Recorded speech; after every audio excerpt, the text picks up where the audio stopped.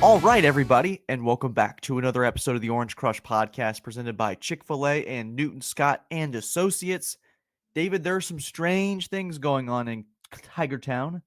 If I told you Saturday night, after Clemson inched closer to bowl eligibility, something I deemed impossible at this spot in November, or what was even more impossible, some snow in November in your backyard. I feel like it snowed everywhere except at my house, and I'm a little bit jealous about it. Yeah, it was really funny. The 7-year-old looked out the back door and he goes, Dad, what is this? Is this rain? And I was like, no, this is snow. The 4-year-old made it to the back door just in time to see it stop. It didn't last long. But snow in November, we had fog rolling all over Death Valley Saturday night. Clemson beats Florida State. What in the world is going on around here? Clemson's trying to get bowl eligible. Florida State's fighting their own demons. Louisville loses to the Calgorithm in overtime. Welcome to college football. Love it. Clemson, have you seen the Calgary memes are back? Like it said in like rainbow text, you've lost to the woke agenda with like the quarterback's eyes like bright. It's great. I wish Clemson could play Cal this year. They're so fun. They are fun. Next year, though, Clemson travels to Berkeley. And I think I've told you this before. One of my friends, Russ Crow, went to high school with him. He says he's been to Berkeley. I've been to Berkeley. And, you kind of understand what Berkeley is and what it was back in the 60s. And he said he really needs for all 10,000 Clemson fans that are going to travel to that game to wear orange overalls and boots and cowboy hats and kind of link arms and walk down the main drag there in Berkeley chanting some slogans to kind of wake up what he would call almost the hippies. I think it's hilarious. I can't wait. Yeah, that'll be a fun trip. And just like that fog rolling in, and I will say, driving home, that had to be the spookiest event of my life because there were still people out walking around, like emerging from the fog. Like I was going to see Freddy Krueger, or I was going to see, there's like a movie called The Fog that I learned about on Saturday night because it kept getting referenced everywhere. So, anyways, that's got to do with pirates or something. I have no idea. But just like that fog rolling in, David, Clemson's bowl chances suddenly came with it. It seemed unlikely. Clemson had to be pretty much perfect down the stretch in this month to even sniff that opportunity. And now they just have to split on the road. They're going to get that fifth win against Furman. But in your little tag on our YouTube, it says Louisville. Louisville. Just for the pronunciation guide for those Cardinals. Let's quickly talk about those Cardinals real quick, because I'd love to dive into a couple comments from Dabo on Tuesday that you were able to ask him about. But this is a group that they've been some giant slayers, but they've also been a little bit susceptible to some pretty bad losses. Take down Miami. You beat a good James Madison team that's sniffing around the college football playoff discussion.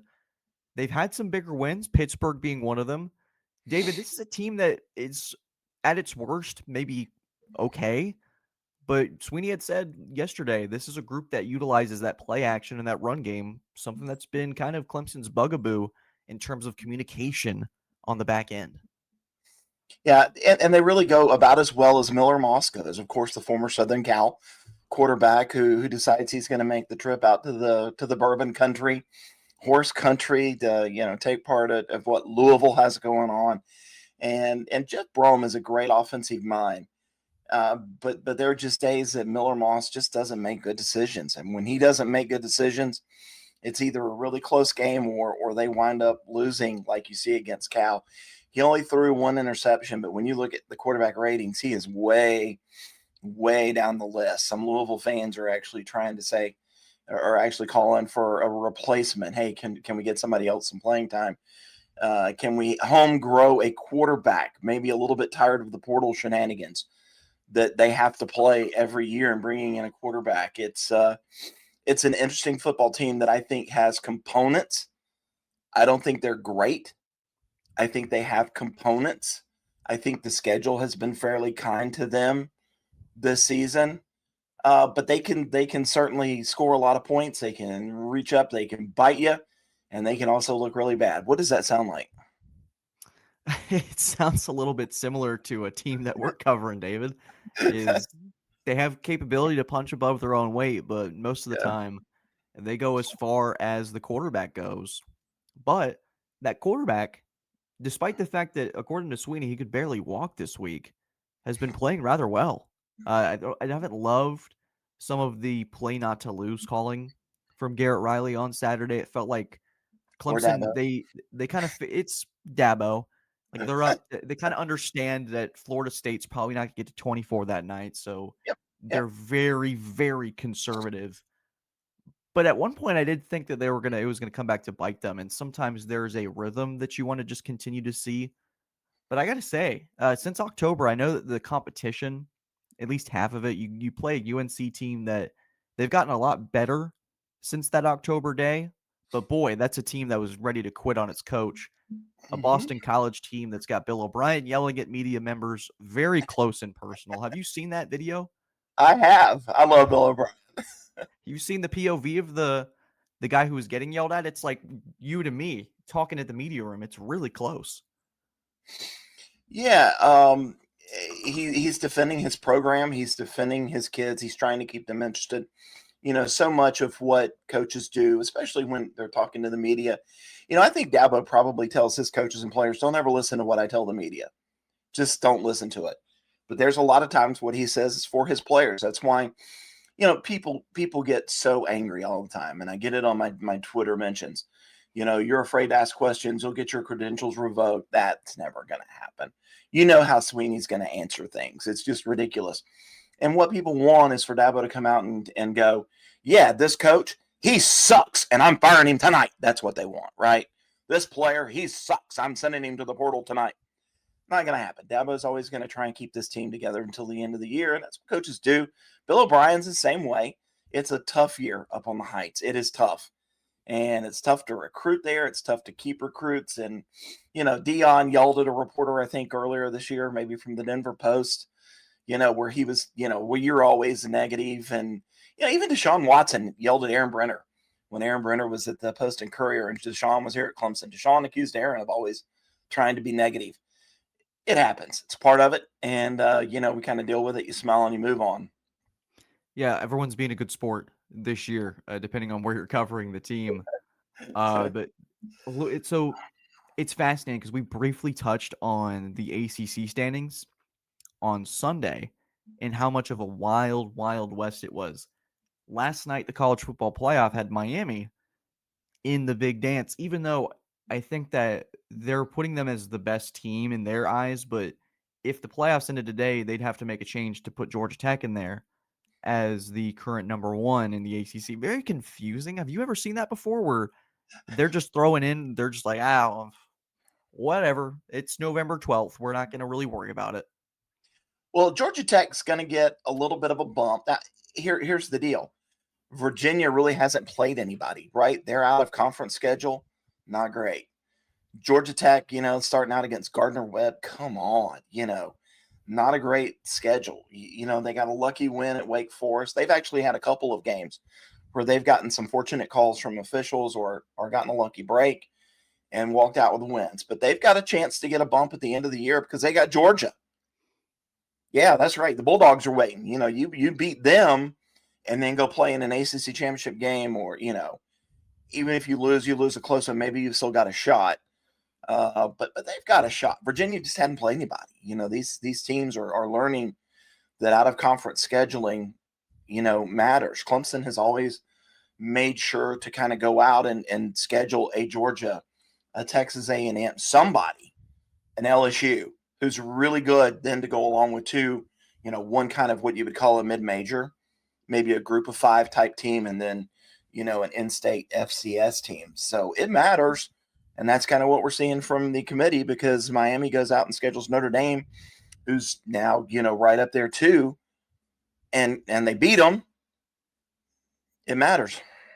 Yeah, those losses and quality wins. And Clemson is soon going to get that with Notre Dame on a consistent basis. And then you have South Carolina as your out of conference rivalry at the end of the year. We're kind of like bouncing from point to point, but I'd love to kind of stick on this because I think it's relevant to Clemson this year where it's been so all over the place. Do you feel like this year was a missed opportunity? for this group, it feels like if there was a year for there to be a little bit of margin of error, Clemson drops a game or two. I feel like if Clemson had kind of said we're sitting here, they're 7-2 or even 8-1, the playoff is virtually locked if you beat Louisville this weekend. Before we get back to this video, we'd like to thank the title sponsor for this podcast, Newton Scott and Associates. This team is headlined by Jeff Scott, former Clemson assistant coach and two-time national champion, as well as Eric Newton, a longtime local and trusted real estate partner. These two are teaming up to provide a first-class experience for all Clemson fans. Whether you're looking to buy, sell, or build in the upstate area of South Carolina, you can trust Newton Scott and Associates. Choose the same team that Clemson coaches are selecting when they're looking to buy, sell, or build, all the way from Tigertown to Lake Kiowee.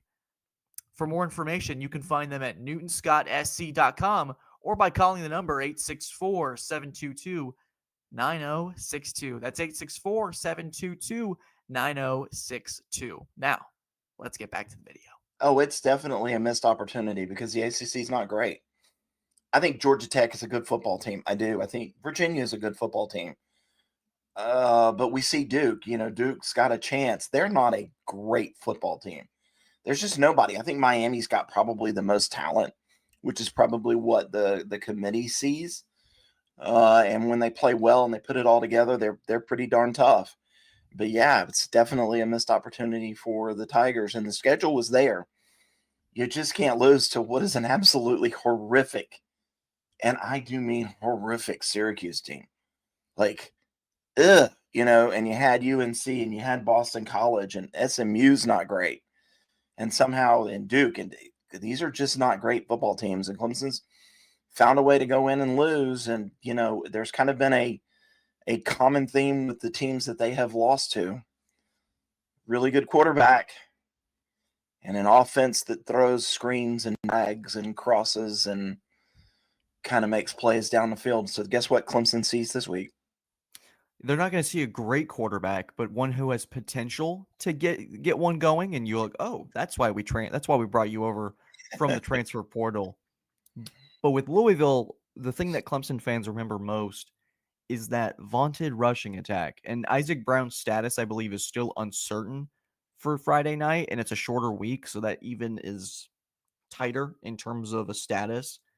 But this is a Louisville team that is going to be able to stretch Clemson thin like Florida State tried to, only the receivers couldn't either catch the ball or Tommy Castellanos couldn't find him in the pocket.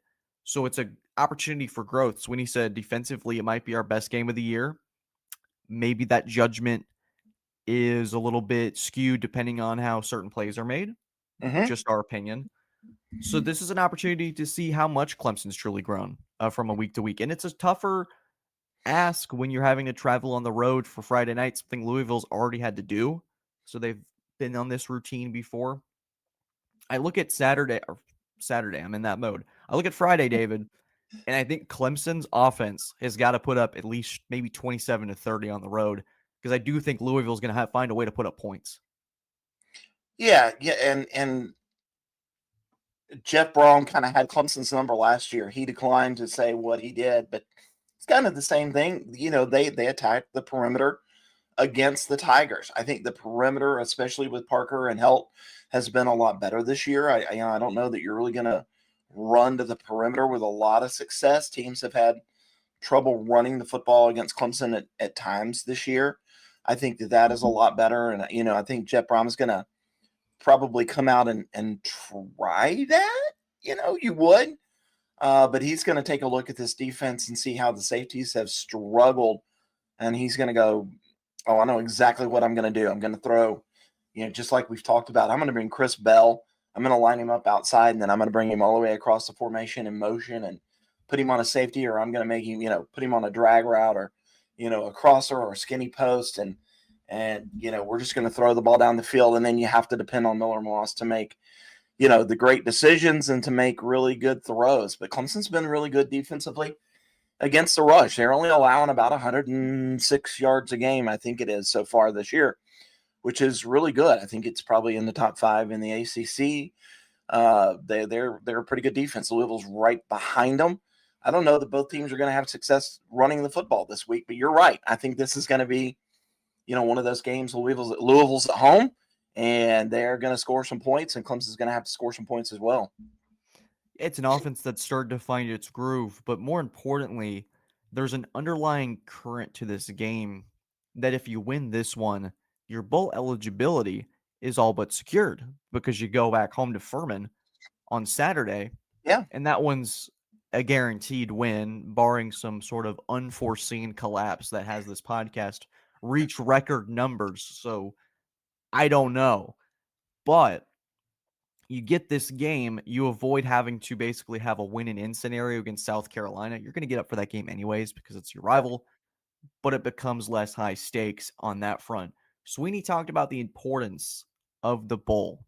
And regardless of where they play, they're going to get more time together. They're going to get more time to practice. And you mentioned in the portal era, I want to give you your flowers for asking this because I think Swinney kind of took it as like, of course I'd want to see it, but there's an underlying there's players that we need to see more of before we go make evaluations in the portal.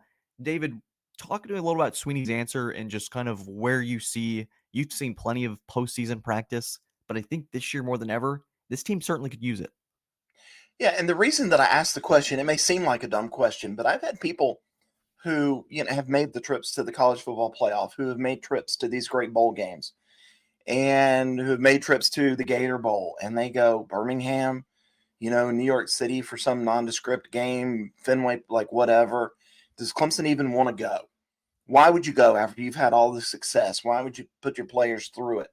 And so that's the reason I asked the question, because I'm like Dabo, why wouldn't you go? Why wouldn't you, give your players a little bit of an opportunity, to have a reward if they finish strong?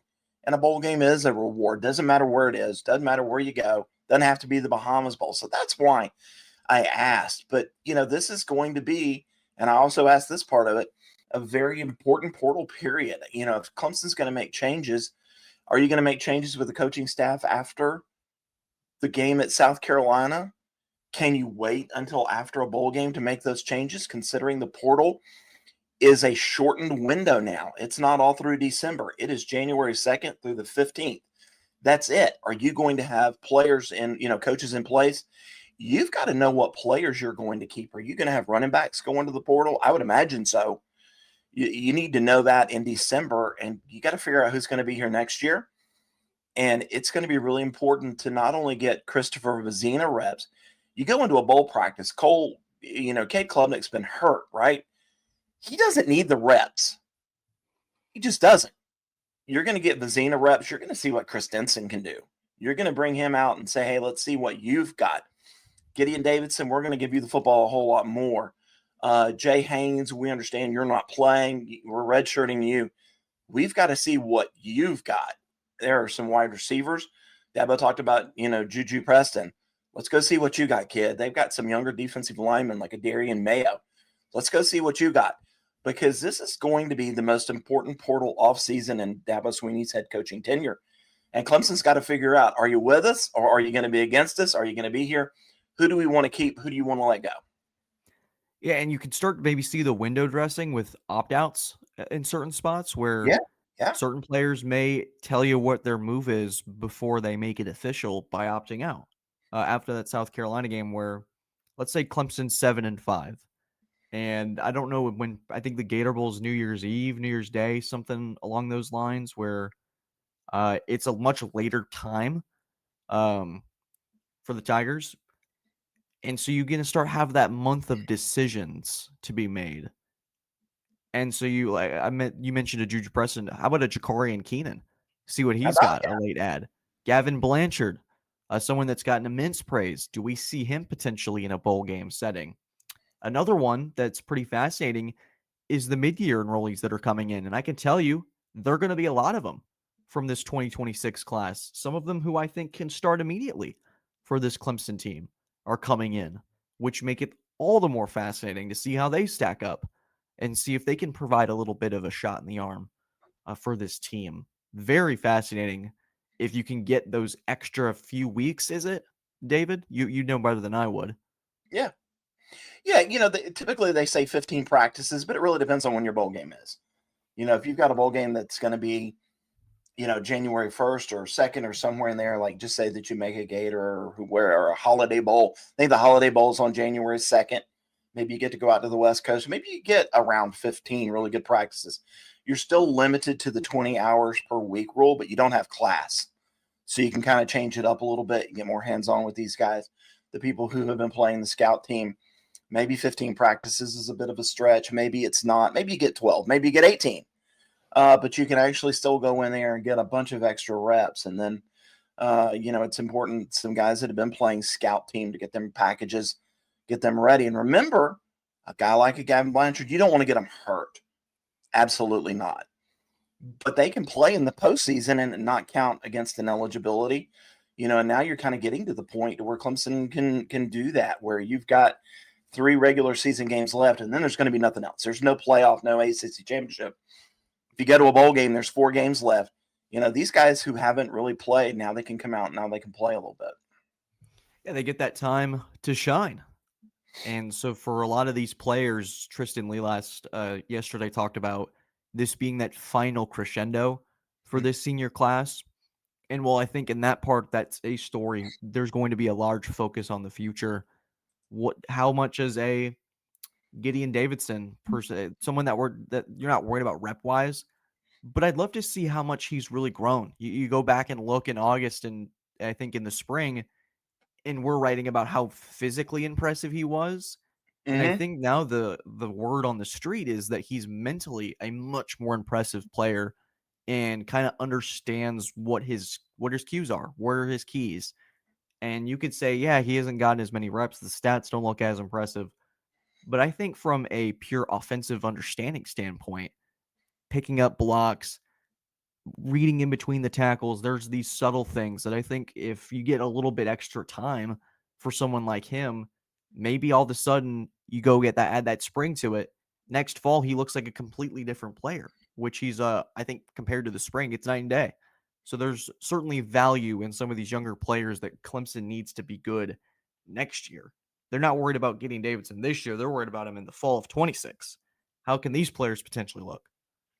Well, and I think they have to figure out too, is Gideon going to be your guy next year? I have liked Gideon. It's still just 4 yards a carry, which is not really good, right? Still 4.03 a carry. He's gotten better, in recent weeks, but as good as we thought he was against Duke, it was 4.25 yards a carry, 3.9 against Florida State. Some of the holes, the vision, he talked about it. There were home runs there. He just missed them. You don't see the whole put your foot in the ground and change direction like you like to see. Not picking holes in the kid's game. He's young, and it's 37 carries. That's why this is so important now. You've really got to lather him up and get him going. And I would love to see a game coming up where he gets 15 to 20 carries.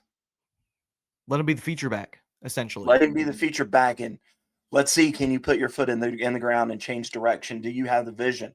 And played a lot of football this year. It's time to see. And then, if you say they're going to be portal defections, do you go get a guy in the portal who's a backup, or do you go get one who can be a starter? And I don't know that there's a lot of really good starters out there, but you could go find somebody. You can find a third down back pretty easily. You can find like a third down back in the portal pretty easily, I would say. Oh yeah. But you need to know if you need to find a starter. Yes. And so for someone like Davidson, there's a lot more players we could use in his example. There's obviously going to be an interesting, in terms of philosophy, who on the staff stays, which players maybe arise from that, and which players maybe that's a deficiency to them, and they feel like they got to go somewhere else. There's a lot of questions, and in 3-ish weeks, we get to finally start answering them. And I think bowl practices and a win against Louisville maybe will go a long way to answering them. David, before we get this up, do you have any final thoughts? We're going to be hitting the road here soon. By this time Friday, we'll be in the car heading to Louisville, Kentucky. Yeah, it's a neat stadium. It's a neat atmosphere. Love going up there. Great press box food, always important to a big guy like me. But this is another just important game, and Clemson can knock them off. This is to me a little bit of a toss up. I think Clemson found some answers defensively. There were still busts there, right? Like Florida State missed some layups. You can go ahead and you can say that. It got better, and I think things looked a little bit more streamlined on that defensive sideline, where it looked to me like Tom Allen was doing all of the calls. There were no other coaches other than Ben Boulware on a microphone running around with play sheets, running around with play cards. It was Tom Allen, and that was it. And I think that looked a lot better. Took it out of the assistant coach's hands, just from what I was looking at through the binoculars. And I think Clemson's got a really good shot to go up there and kind of repay the favor. And for Louisville, this is a do or die game, because if they lose, they're really out of ACC championship contention. I think they're still a dark horse. It's not probable, but they have to win to stay in contention. That's my thought. It's do or die for both teams. And an opportunity for Clemson to play spoiler, something they have not done in quite some time. Yeah. That's going to be fascinating. Truly will be. To knock maybe another team out of playoff contention. They've certainly been on the other side of that for the last several years. Maybe it's time to repay some pain in that direction. Guys, this was the Orange Crush Podcast. Subscribe for more. God bless y'all.